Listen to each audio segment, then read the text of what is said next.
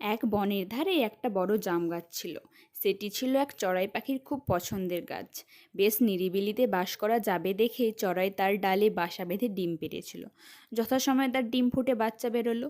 এখনও তাদের চোখ ফুটেনি। চড়াই খুঁজে পেতে তাদের জন্য পোকাটে ফড়িং ধরে এনে খাওয়ায়। দেখতে দেখতে তাদের চোখ ফুটে, খিদে পেলে কিচিরমিচির করে ওঠে, মায়ের মন খুশিতে ভরে যায়। সে আরও বেশি বেশি করে তার বাচ্চাদের জন্য খাবার খুঁজে আনে। এভাবেই তাদের দিন বেশ কাটছিল। কিন্তু হঠাৎই একদিন ঘটল সেই ভয়ঙ্কর ঘটনা। বনের মধ্যে এক কাঠুরিয়া কাঠ কাটতে এসেছিল।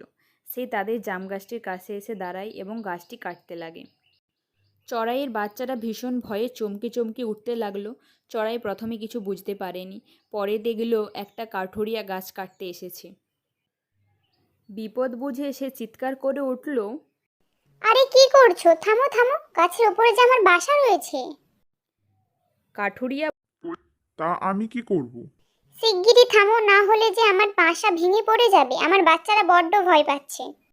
কাঠুরিয়া হেসে তোর বাচ্চারা ভয় পেয়েছে তো আমি কি করব? গর্তের মধ্যে লুকিয়ে যাব? চড়াই অনেক কাকুতি মিনতি করে বলে, তুমি গাছটি নাড়িও না, আমার বাচ্চারা উঠতে শেখেনি, উঁচু বাসা থেকে পড়লে মরে যাবে। কাঠুরিয়া বলে। তাতে আমার কি? কাঠুরিয়া আবার গাছটি কাটতে শুরু করলো। চড়াইয়ের কচি বাচ্চারা তাদের দুর্বল ডানা ঝাপটে চ্যাঁচে করতে লাগলো।